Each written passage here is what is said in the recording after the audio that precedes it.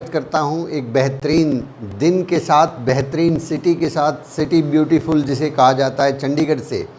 आप सब लोगों का दिल की गहराइयों से बहुत बहुत धन्यवाद, शुक्रिया। और आज की बातचीत को हम लोग शुरू करने जा रहे हैं। चलिए, आज की बातचीत की जो टॉपिक है, हमारा आज का जो टॉपिक रहेगा वो अत्री जी की, श्री चंद अत्री जी की जो बुक है लॉक्स एंड कीज़, जो आपने ज़रूर जो है ऑर्डर कर दी होगी और इसको आपने पढ़ना शुरू कर दिया होगा। बहुत से लोगों के पास ये पहले से मौजूद होगी। हम लोग इसमें से कुछ टॉपिक्स तो शायद पहले कवर कर चुके हैं। जो टॉपिक्स हमसे कवर नहीं हो पाए उन टॉपिक्स को हम लोग कवर करते चले जाएंगे धीरे धीरे करके। ये भी किताब जो है एक ग्रंथ की तरह है। ये बहुत छोटी सी किताब है, लेकिन इसके अंदर जो नॉलेज है वो बहुत कमाल की है। ये हमारे बिज़नेस को बहुत तेज़ गति दे सकती है। इस किताब को जब मैंने पढ़ा तो मेरे जो शब्द थे, अत्री जी को मैंने फ़ोन लगाया और मैंने उनसे कहा कि गुरुजी, काश ये किताब जो है मुझे 3 साल पहले मिल गई होती। 3 साल पहले अगर मिल गई होती तो आपका जो ये शिष्य है ये कम से कम आज जो है रूबी के लेवल पर ज़रूर होता। ये मुझे इस किताब को पढ़ने के बाद ऐसा फील हुआ कि वाकई में ऐसे बहुत सारे लॉक्स जो है वो हमारे दिमाग में लगे रहते हैं और वो लॉक्स अगर खुल जाएं तो हम बहुत तेज़ी से आगे बढ़ सकते हैं। तो चलिए आज के टॉपिक को हम शुरू करें। इससे पहले एक छोटा सा परिचय दे देता हूं। मेरा नाम सुनील कागसर है और मैं पेशे से एडवोकेट हूं। लगभग जो है 20 साल का मेरा वकालत का अनुभव है और मेरी धर्मपत्नी अनीता जी RCM बिजनेस में स्टार पर्ल अचीवर हैं। और शायद ये किताब 3 साल पहले मिल गई होती, 3 साल पहले हमने इन बातों को जान लिया होता तो आज वो रूबी लेवल पर ज़रूर होती। बहुत इफ़ेक्ट है इस बुक का, बहुत सारी बातें हैं जो हमें गहराई से पता नहीं होती। मालूम तो होता है लेकिन उतना मालूम नहीं होता। वो जो मुझे सब पता है वाली बीमारी जो है वो कहीं ना कहीं हमें तंग कर देती है, तो उस बीमारी से बचने में ये बहुत सहयोग देती है। और इस बिज़नेस के अंदर वही लोग आगे बढ़े हैं जो लगातार सीखते रहते हैं। चलिए, आज जिस विषय पर हम बात करने वाले हैं वो है किसी के भरोसे रहना। बहुत सारे लोग जो है इस बिज़नेस में एक्चुअली केवल किसी के भरोसे आके ही ज्वाइनिंग करते हैं। किसी के भरोसे पे उन्हें लगता है कि ये बिज़नेस जो है किसी और के भरोसे पे चलता है। किसी और के भरोसे के बारे में जो है ना हम बात करेंगे आज के भी, किसका भरोसा कितना रखना है और किसके साथ कितना काम करना है। माय डियर फ्रेंड्स, ये बिज़नेस जो है बहुत तेज़ी से चलता है, बहुत ज़्यादा ख़तरनाक स्पीड से चलता है, लेकिन इसके अंदर कुछ छोटी छोटी बातें हैं। हमें पता होना चाहिए कि किसके साथ कितना भरोसा करना है, किसको कैसे लेके चलना है। देखिए, जैसे कि हमारे पास जो है, आप यहाँ पर हैं, आप यहाँ पर ये यू मैं यहाँ पे लिख देता हूँ। ये यू भी हो सकता है, अस भी हो सकता है। ये यू की बजाय हम इसको अस लिखेंगे, मैं भी इसी के अंदर शामिल हूँ। ये हम हैं यहाँ पे हमारे पास एक अपलाइन होती है जिसको LOS बोलते हैं। LOS, line of sponsorship. यहाँ आपके इमीडिएट अपलाइन है, जिन्होंने आपको ज्वाइन करवाया उनसे ऊपर, उनसे ऊपर, उनसे ऊपर, ऐसे करते करते कंपनी के जो पहले डिस्ट्रीब्यूटर हैं वहाँ तक हम लोग जाते हैं। ये सब लोग हमारी LOS में आते हैं, लाइन ऑफ स्पॉन्सरशिप। यानी कि आपके इमीडिएट अबव में जो है रॉयल्टी अचीवर कौन है, फिर टेक्निकल अचीवर कौन है, एमराल्ड कौन है, स्टार एमराल्ड कौन है, फिर उसके बाद रूबी, स्टार रूबी, और इस तरीके से डायमंड तक आपको अपनी LOS का पहली बात तो हमें जानकारी होनी चाहिए कि हमारी LOS में कौन है। फिर उसके बाद जो है हमारी डाउनलाइन होती है यहाँ पे इस तरीके से। ये आप बड़े अच्छी तरीके से जानते हैं। LOS को शायद सब लोग नहीं जानते, लेकिन डाउनलाइन को सब लोग जानते हैं। तो बहुत बार लोग अक्सर ये कहते हुए मिलते हैं कि मेरा जो अपलाइन है वो अच्छा नहीं है, या फिर दूसरी बात कहते हैं कि मुझे अभी तक जो है ढंग की कोई डाउनलाइन नहीं मिली है। मेरा बिज़नेस उस दिन मतलब इसलिए नहीं चल रहा क्योंकि मेरे पास अच्छी डाउनलाइन नहीं है। क्या कह रहे हैं कि या तो अपलाइन अच्छी नहीं है मिली है मुझे, मेरे साथ मेरी अपलाइन काम नहीं करती है। ऐसी बहुत से लोगों को मन में ये वहम होता है, और ये वाकई में वहम ही होता है कि कुछ लोग नहीं बहुत से लोग ऐसा बोलते हैं कि मेरी अपलाइन मेरा साथ नहीं देती है। ऐसा लगता है, बहुत से लोगों को लगता है, और शुरुआती स्टेज में ऐसा बहुत बार लगता है। तो हमें क्या लगता है कि हमारी अपलाइन ठीक नहीं है या हमारी डाउनलाइन ठीक नहीं है। जब जब बिज़नेस तेज़ी से बढ़ता है तो सब चीज़ें अच्छी लगती है, लेकिन जब जब बिज़नेस में कोई चैलेंज आता है तो हमें या तो अपलाइन के ऊपर दिक्कत होती है या डाउनलाइन के ऊपर दिक्कत होती है। माय डियर फ्रेंड्स, अत्री जी ने बताया, जिससे हमारी आंखें खुल जाएंगी। उन्होंने बताया कि आपके लिए जो अपलाइन होती है वो किसी के लिए भी ठीक नहीं होती, किसी के लिए भी। आप हैरान होंगे इस बात को सुन के, किसी के लिए भी ठीक नहीं होती। ये जो अपलाइन है, सो कॉल, जिसको हम लोग अपलाइन मानते हैं कि मेरी अपलाइन जो है ठीक नहीं है या फिर मेरी डाउनलाइन में ठीक नहीं है, ये जो अपलाइन है और ये जो डाउनलाइन है ये किसी के लिए भी ठीक नहीं होती। आप कहेंगे कमाल की बात है, किसी के लिए भी ठीक नहीं होती। यस, ये बिल्कुल हकीकत है, ये सच्चाई है, ये किसी के लिए भी ठीक नहीं होती। ये केवल और केवल उन लोगों के लिए ठीक होती है जो खुद ठीक होते हैं।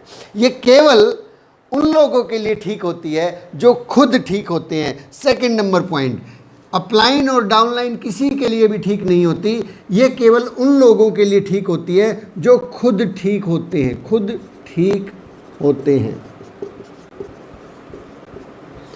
ये उनके लिए ठीक होती है जो खुद ठीक होते हैं। तो बात घूम फिर के हमारे ऊपर आती है। सबसे पहले हमें अपने ऊपर, अपने आप को ठीक करना होता है। यदि तो हम लोग जिम्मेवारियां लेंगे, ये बात गांठ बांध लीजिए कि अपलाइन और डाउनलाइन कभी किसी की ठीक नहीं होती, किसी की भी। ना तो अपलाइन ठीक है ना डाउनलाइन ठीक है। अगर किसी के लिए कुछ ठीक है, अपलाइन आपको लगता है कि उस आदमी की बड़ी मदद करती है, तो समझ लीजिए कि वो ठीक है।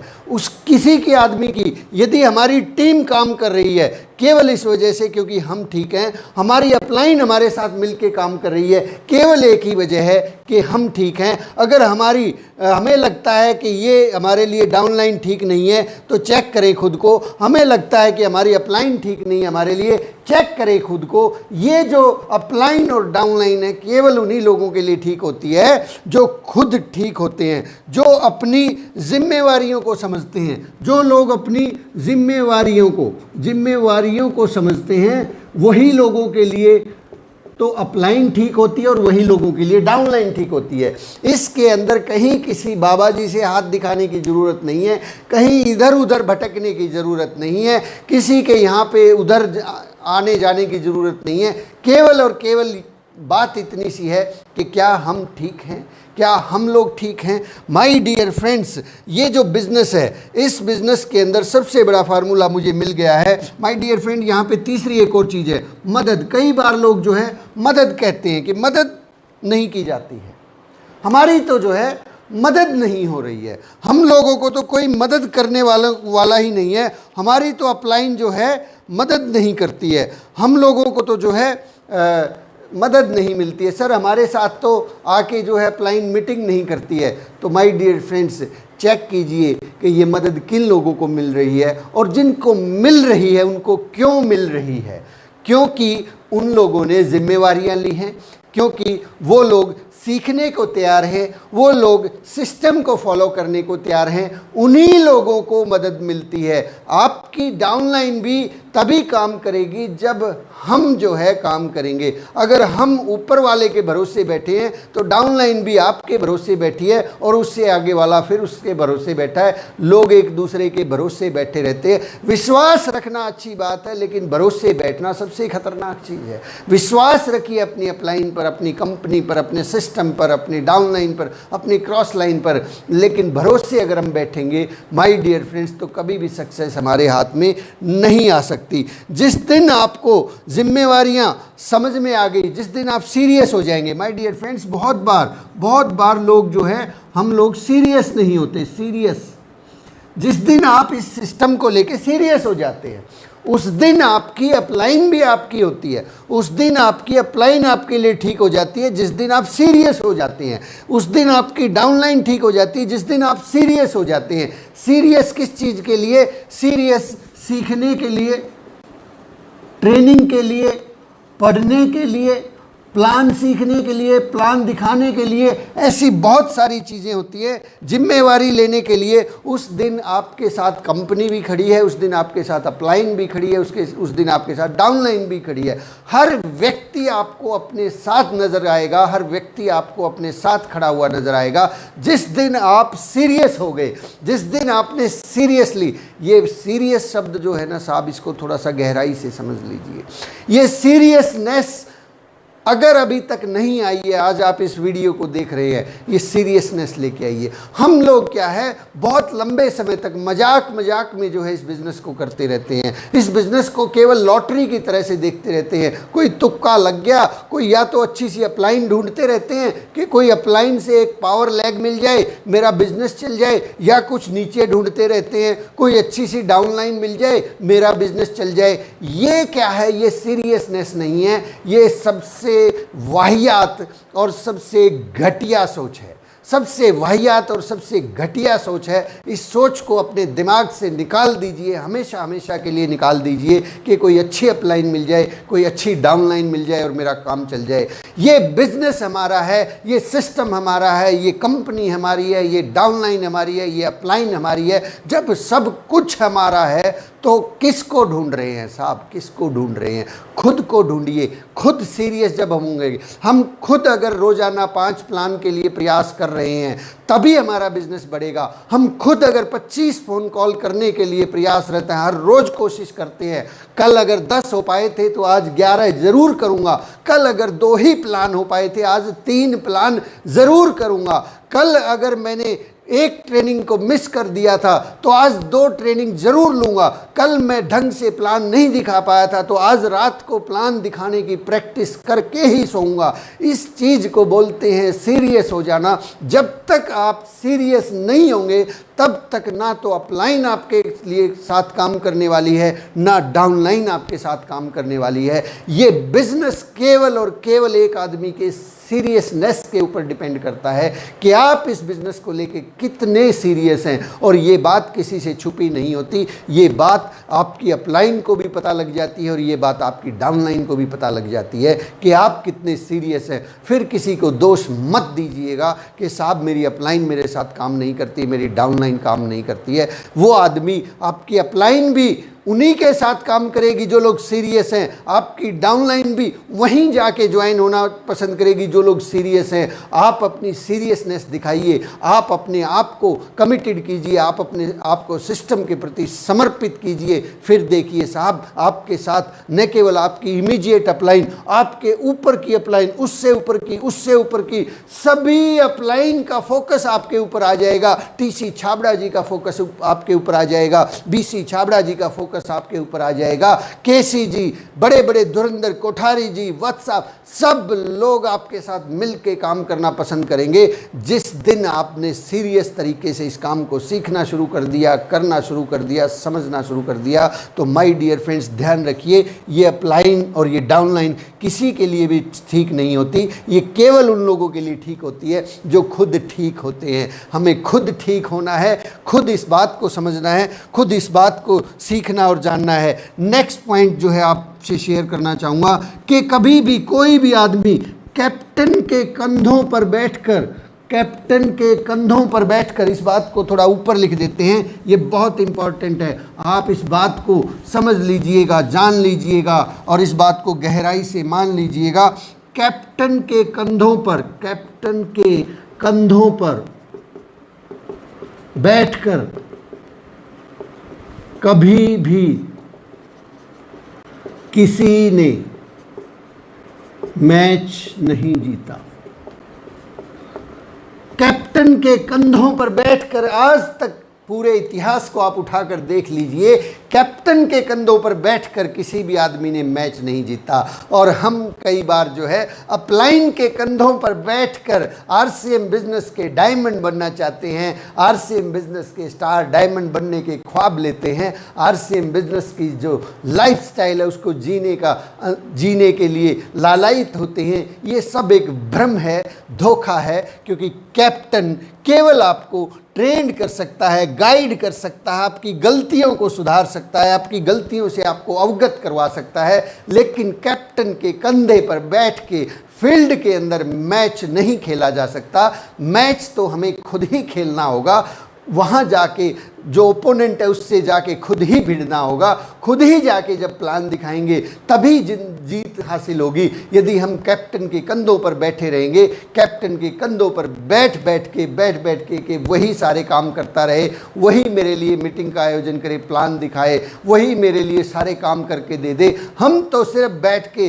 देखें और वो करता रहे, हम तो बैठ के फ़ोन में, व्हाट्सएप पे, फेसबुक पे इधर से उधर ज्ञान बांटते रहे, केवल अपलाइन जो है वो नीचे कुछ ज्वाइनिंग भी लगा दे, फिर कुछ बी ग्रुप में भी लगा दे, और ऐसे करते करते हम तो जो है बस कामयाब हो जाएं, हमें तो बस ट्रॉफी मिले, हम तो तालियां बजाएं, लोग हमारे गले में फूल मालाएं डालें। माय डियर फ्रेंड्स, ध्यान रखिएगा, जहन में रखिएगा इस बात को कि कैप्टन के कंधों पर बैठकर कभी भी कोई मैच नहीं जीता जाता। नेक्स्ट पॉइंट है, ये बिजनेस किसका है साहब? बिजनेस किसका है? किसका बिजनेस है ये वहम जो है, ये वहम बहुत बार हमें खाया जाता है। ये वहम जो है, अत्री जी का भी रिसेंटली एक एपिसोड आया था जिसमें उन्होंने बताया कि मेरे काम करने की वजह से कहीं ये करोड़पति ना बन जाए।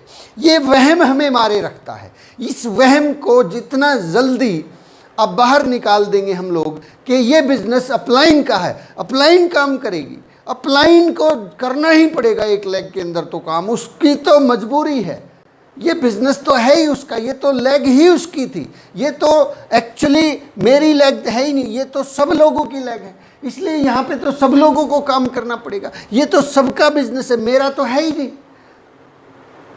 अगर मेरा बिजनेस नहीं है तो भाई मैं यहाँ कर क्या रहा हूँ? फिर मैं यहाँ पे खड़ा क्यों हूँ? फिर मैं यहाँ पे करने क्या आया हूँ? और अगर मेरा है ही नहीं तो मुझे यहाँ से पैसा क्यों मिलेगा? मुझे यहाँ से रॉयल्टी क्यों मिलनी चाहिए? रॉयल्टी तो जब जिसका बिजनेस है उसको मिलेगी।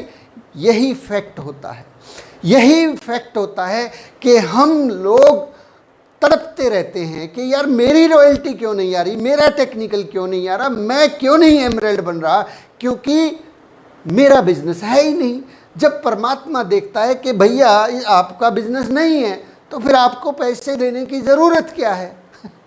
आपको पैसा तभी तो मिलेगा ना जब आपके घर की अगर भैंस होगी, दूध किसको देगी?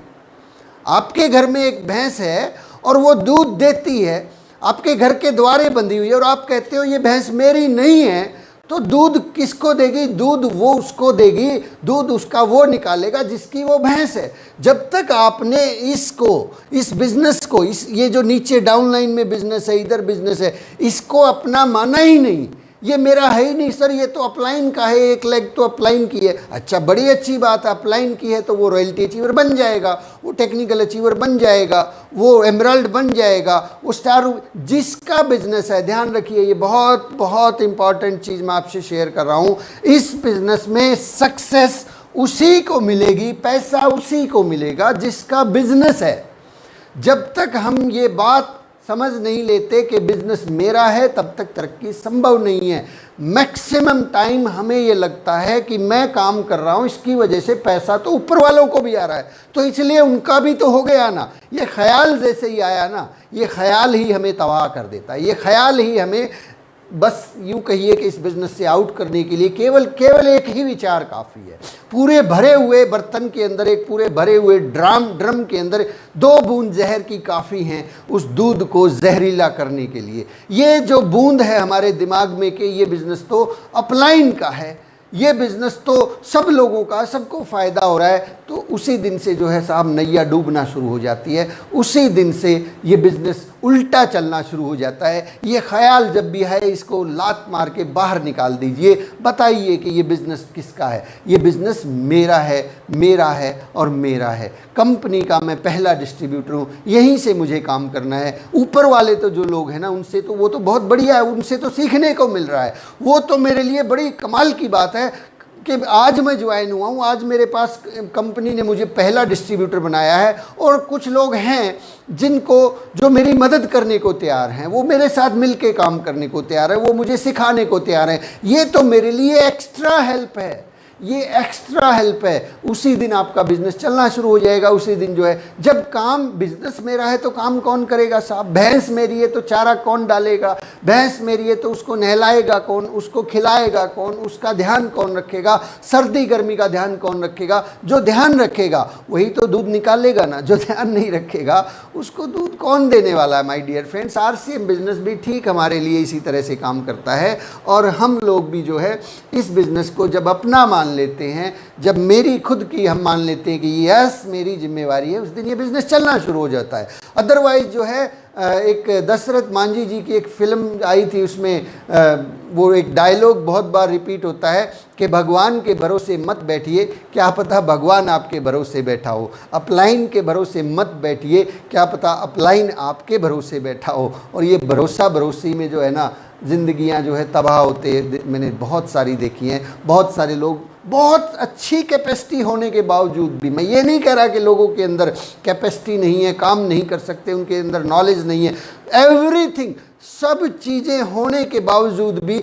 ये सिर्फ एक छोटा सा कंटेंट कि बिजनेस तो उसका है, एहसान कर देते हैं कई बार अपलाइन के ऊपर कि तुम मेरे साथ काम क्यों नहीं करोगे, तुम्हें भी तो रॉयल्टी आ रही है। ये जो ख्याल है ना साहब, ये ख्याल काफ़ी है एक आदमी को हमेशा हमेशा के लिए ज़मीन पे, धरती पे, रॉयल्टी के नीचे ही रहने के लिए ख्याल काफ़ी है। इससे आगे नहीं जा सकता एक आदमी। इससे आगे जाने के लिए बिजनेस को अपना मानना पड़ेगा।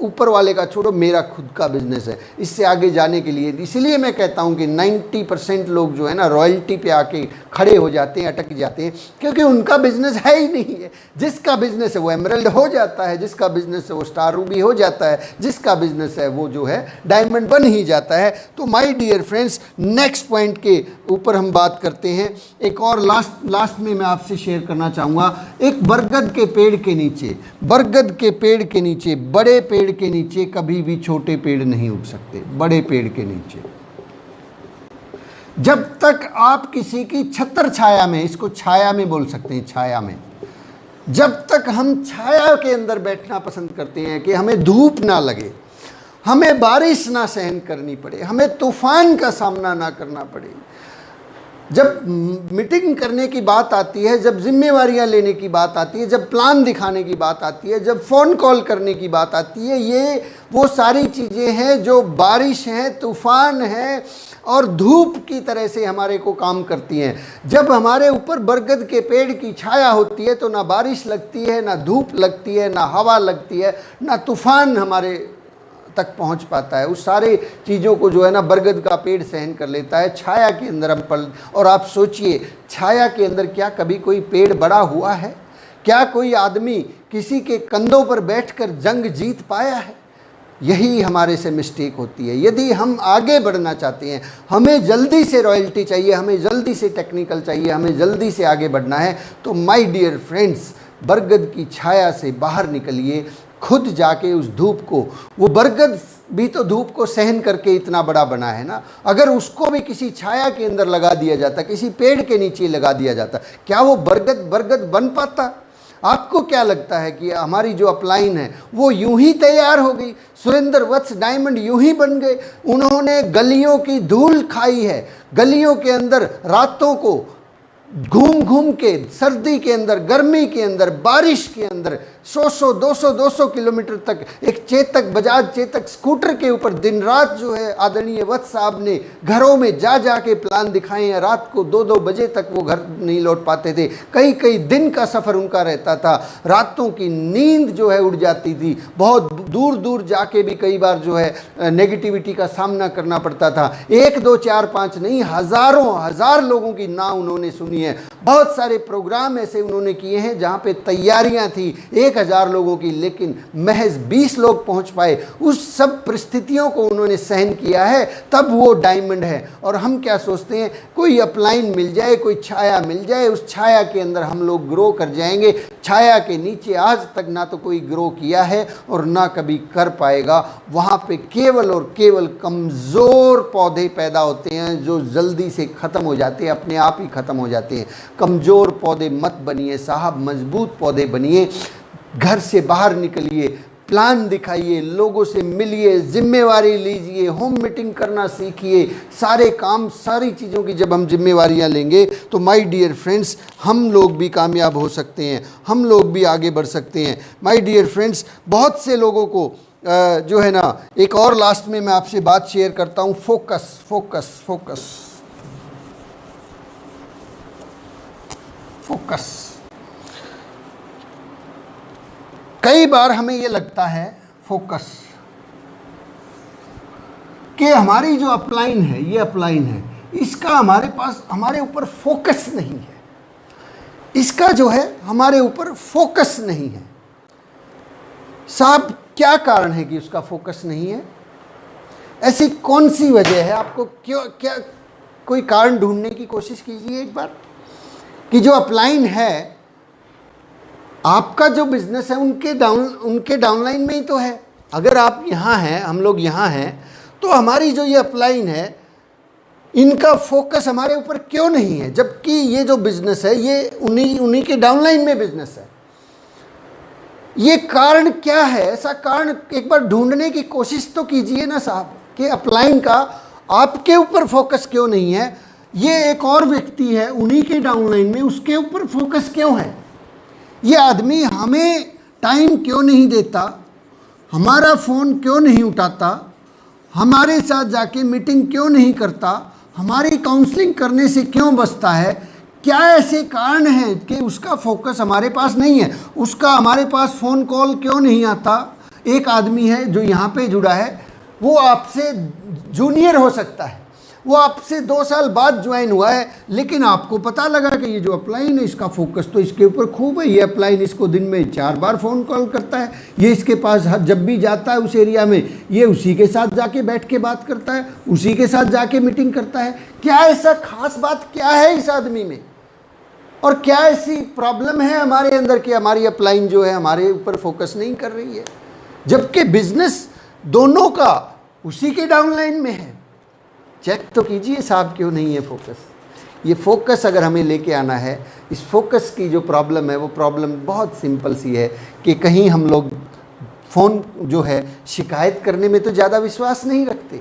कहीं हम लोग जो है हमेशा यही तो नहीं चाहते कि हमारी अपलाइन ही आए और हमारे साथ मीटिंग करे। हम जैसे ही अपलाइन जाती है हम काम बंद कर देते हैं। हम जो है हमेशा अपलाइन के ही भरोसे बैठे रहते हैं।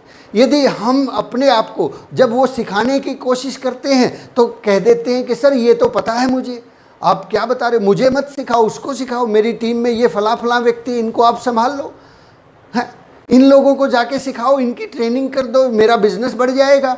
चलिए वहाँ चलते हैं, वहाँ जाके प्लान दिखाते हैं, आप मेरे साथ आते क्यों नहीं हैं? ऐसी अगर हम हरकतें कर रहे हैं, जब वो काउंसलिंग की बात करते हैं, टारगेट की बात करते हैं, तो हम कहते हैं कि मेरा छोड़ो सर, मेरी डाउनलाइन का करवा दो, इसको रॉयल्टी अचीवर बना दो, यहाँ पे मीटिंग कर दो, वहाँ पे ऐसे कर दो। अगर हम ऐसी हरकतें कर रहे हैं, ऐसी इस प्रकार की घटनाएं हम कर रहे हैं, तो माय डियर फ्रेंड्स ये जो फोकस है हमेशा उस आदमी पे जाएगा जो ज़्यादा से ज़्यादा होम मीटिंग कर रहा है, ज़्यादा से ज़्यादा प्लान दिखा रहा है, ज़्यादा से ज़्यादा लोगों से मिल रहा है, ज़्यादा से ज़्यादा सीखने का प्रयास करता है, अपनी अपलाइन की बात को ज़्यादा से ज़्यादा फॉलो करता है, उनकी बात को ध्यान से सुनता है, उनको सम्मान करता है, न केवल सामने सम्मान करता है, उनके बैकग्राउंड में भी सम्मान करता है। बैकग्राउंड वाली चीज़ें जल्दी पहुंचती हैं अपलाइंस के पास, बैकग्राउंड वाली चीज़ें जल्दी काम करती हैं। माय डियर फ्रेंड्स, आपके भाव आपके शब्दों से ज़्यादा इम्पॉर्टेंट होते हैं। यदि एक आदमी ऐसा करता है तो आप बताइए,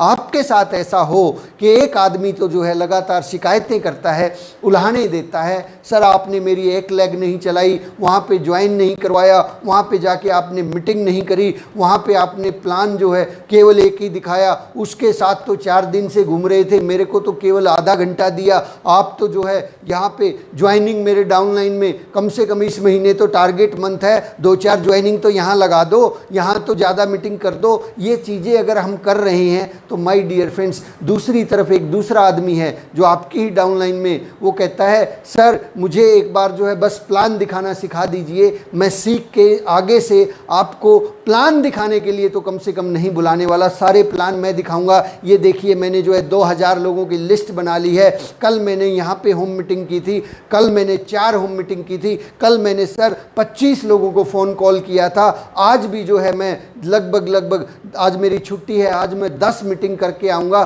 सर बस आप जो है मुझे गाइड करते रहना, मेरे साथ बने रहना, काम तो मुझे ही करना है, मैं काम करूँगा, मेरी डाउनलाइन में सारी की सारी ज्वाइनिंग मैं खुद ही लगाऊंगा। सर प्लीज़ जो है आप मेरे डाउनलाइन में कोई ज्वाइनिंग ना करवाएं, ये बिज़नेस मेरा है, मैं इस बिज़नेस को बड़ा करूंगा, मैं अपनी ए लेग भी चलाऊंगा, मैं अपनी बी लेग भी चलाऊंगा। आप बताइए आप कौन से वाले के साथ काम करना चाहेंगे?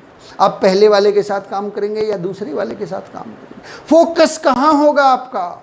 आपका फोकस जहाँ होगा वहीं तो आपकी अपलाइन का होगा। साहब उसका कसूर क्यों निकाल रहे हैं कि उसका फोकस हमारे ऊपर नहीं है?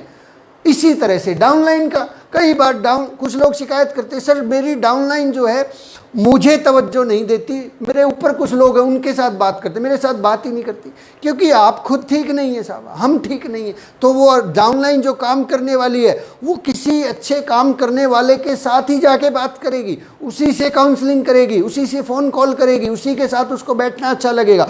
हमारी इज्जत जो है हमारे हाथ में होती है। कई बार हम कहते हैं सर मेरी टीम है, मेरी इज्जत नहीं करती। साहब हमारी इज्जत अपने हाथ में है, हमारी प्रॉब्लम हमारे हाथ में है, हमारा बिजनेस हमारे हाथ में है। Everything depends upon us my dear friends. एक जो है एक पैरा मैं जो है आरसीएम इस बुक से पढ़ के आपको सुनाना चाहता हूँ।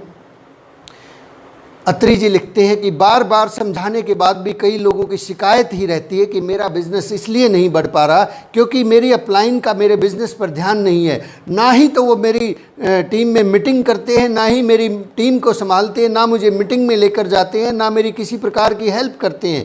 मैं ये नहीं कहता हूँ कि अपलाइन को ध्यान नहीं देना चाहिए, अपलाइन को ऑफकोर्स ध्यान देना चाहिए, लेकिन मैं आपसे पूछना चाहता हूं कि ऐसा क्या कारण है कि अपलाइन का आपके बिजनेस पर ध्यान नहीं है?